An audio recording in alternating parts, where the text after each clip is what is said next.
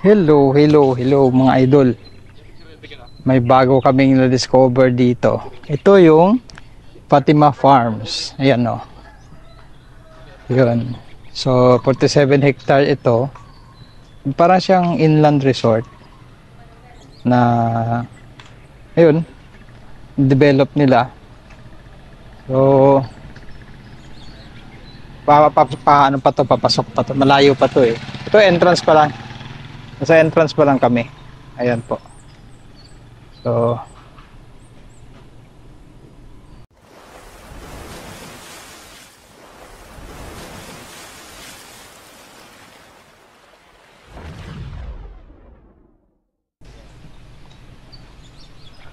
okay guys.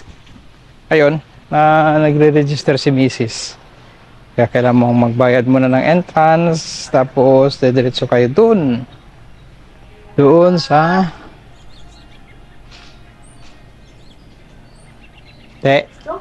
Pina?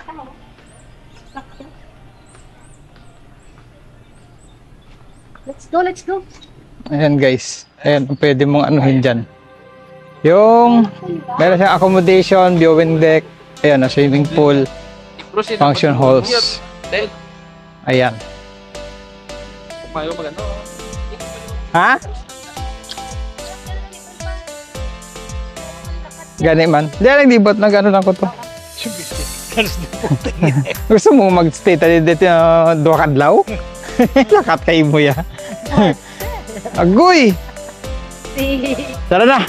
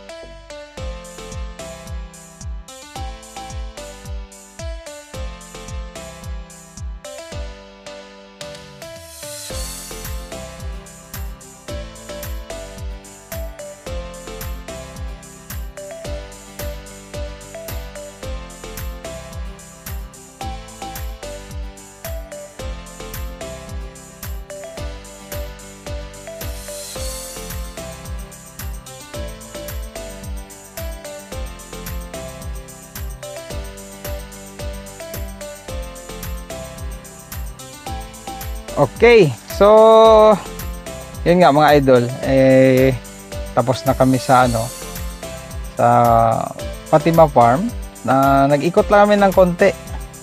Kasi kung tatapusin mo yun, 47 hectares yun, napakalawak. Hindi namin kayang ikutin sa ganun. Siguro isang araw siguro pwede mo ikutin or